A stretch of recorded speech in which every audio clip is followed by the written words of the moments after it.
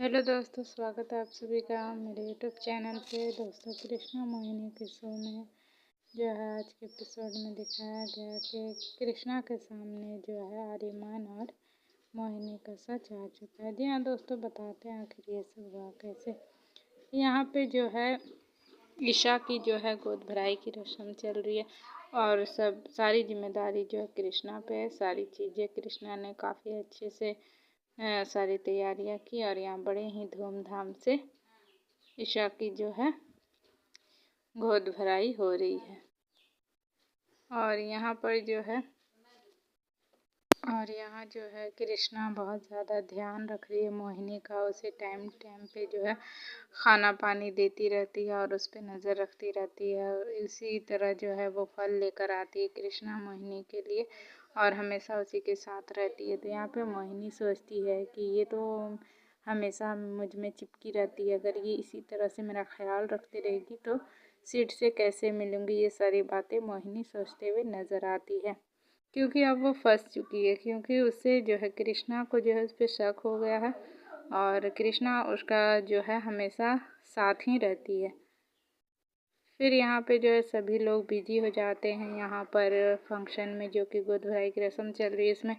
तो वहीं कृष्णा जो है इसी का फ़ायदा उठाती है और वो मोहिनी के कमरे में जाती है और उसके बैग की तलाशी लेती है, जहाँ उसे उसकी आईडी कार्ड मिलती है और वही झुमके मिलते हैं जो कि उसे होटल में मिले थे, जहाँ पे वो ठहरी हुई थी आर्यमान के साथ।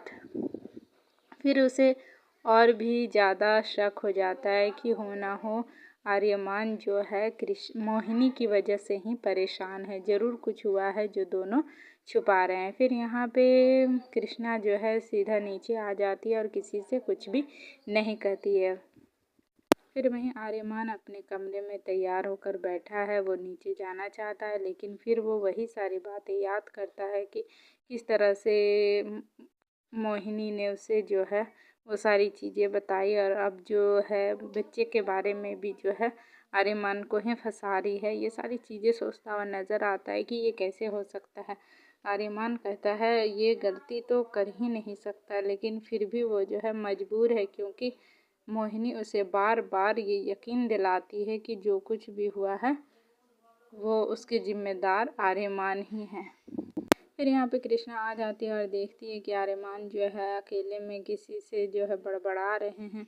तो जब वो पूछती है तो आर्यमान कहता है कुछ भी नहीं, चलो नीचे जाते हैं। तो फिर वो लोग सभी लोग नीचे जाते हैं। तो यहाँ पे कृष्णा सारे कामों में बिजी हो जाती है। वहीं मोहिनी जो है मौका देखती है और आर्यमान के साथ जाकर फिर खड़ी हो जाती है और उससे जो है बच्चे को लेकर बात करने लगती है। फिर यहाँ मोहिनी बार बार आर्यमान से बात करती है, लेकिन यहाँ पे आर्यमान कहता है कि तुम दूर रहो, तुम बाद में बात कर सकती हो, तुम हमेशा मेरे साथ रहोगी तो किसी को भी शक हो जाएगा। ये सारी बातें करते हुए यहाँ पे नज़र आती है, लेकिन मोहिनी तो कुछ सुनने के लिए तैयार ही नहीं है। फिर कृष्णा जो है वहाँ आ जाती है और कहती है कि आप दोनों हमेशा साथ ही रहते हो। ये सारी बातें यहाँ पे कृष्णा मतलब जो है खुलासे में नहीं बोलती, लेकिन उसे थोड़ी थोड़ी बात के जो है ताने मारती है, जो कि मोहिनी समझ जा रही है कि ज़रूर इसे शक हो गया। तो वो कहती है कि नहीं, हम जब भी साथ होते हैं वो बस इत्तेफाक होता है।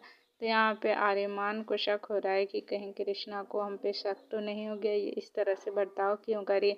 फिर जो है उसकी सासू माँ यानी कि आर्यमान की माँ जो है कृष्णा को कहती है कि जब ये घर से चली ही जाती है बार बार तो तुम इसे वापस क्यों ले आती हो, ये लड़की अच्छी नहीं है, तुम इसे मत लाया करो। फिर यहाँ पे कृष्णा जो है कहती है कि कोई बात नहीं, इसका यहाँ कोई नहीं है, इसीलिए हम लोगों के साथ रहती है तो अच्छा है ना। तो ये सारी बातें कह के टाल देती है कृष्णा। फिर उसकी सासू माँ कहती है कि तुम्हें ईशा के लिए जो है जो साड़ी कपड़े गहने रखे हुए तुम जाकर ले आओ, वो पूजा में बहुत ज़रूरी है। तो फिर कृष्णा जो है आर्यमान से चाबी लेने के लिए जाती है, कबर्ड की चाबी, जो कि आर्यमान बिना सोचे समझे उसे दे देता है, क्योंकि वो उस वक्त बहुत ज़्यादा डिस्टर्ब रहता है, क्योंकि मोहिनी बार बार उसे वही बातें याद दिलाती है जो उसे नहीं याद करनी।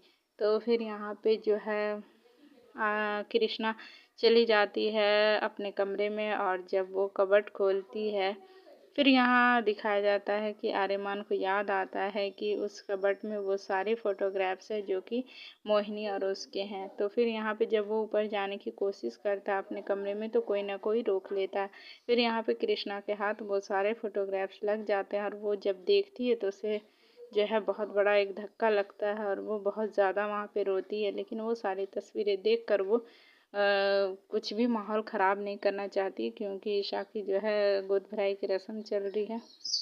फिर वो नीचे आ जाती है और किसी से कुछ भी नहीं कहती है। फिर जो है कृष्णा आर्यमान को पीछे वाले जो उनका हॉल है ना क्या है वहाँ पे जो है जाती है और वहाँ पर साज सजावट करके मोहिनी और कृष्णा अपनी तस्वीर और आर्यमान की तस्वीर लगाती है। तो वहाँ पे आर्यमान जब पहुँचता है देखता है ये सारा चीज़ तो वो बहुत ज़्यादा खुश होता है। लेकिन कृष्णा वो सारी तस्वीरें जला देती है और उसकी और मोहिनी की तस्वीर यानी कि आर्यमान और मोहिनी की तस्वीरें वहाँ पर लगाती है और कहती है इतना बड़ा धोखा क्यों देते रहे। तो फिर वो पूरा वहाँ पे रोना धोना करती है और फिर उससे सवाल का पूरा जवाब चाहती है। यहाँ पे आर्यमान अपनी सफाई में कुछ कहने जाता है तो कृष्णा बोलने भी नहीं देती है लेकिन फिर भी आर्यमान यहाँ पे सारी चीज़ें बोल देता है। फिर यहाँ पर जो मोहिनी भी आगे बढ़कर कुछ बोलना चाहती है तो उसे एक थप्पड़ लगा देती है कृष्णा और कहती है कि तुम्हें तो बहन जैसा माना था लेकिन तुमने मेरा ही घर उजाड़ दिया। ये सारी बातें कृष्णा बोलती है और उसे कहती है तुम चुपचाप से खड़ी रहो, तुमसे मैं बात नहीं कर रही है। फिर आर्यमान उसे समझाने की पूरी कोशिश करता है लेकिन वो जो है कृष्णा को विश्वास ही नहीं हो रहा है कि आर्यमान ऐसा कर सकता है। वैसे अब सारी चीज़ें पता चल चुकी है। कृष्णा को अब देखना ये है कि वो इन सभी चीज़ों को कैसे हैंडल करती है और आर्यमान को इस सब से कैसे बचाती है। चलिए आपको जो भी कहना कमेंट सेक्शन में बताइए। आपको ये कैसा लगा ये एपिसोड, अच्छा लगा तो लाइक शेयर कमेंट और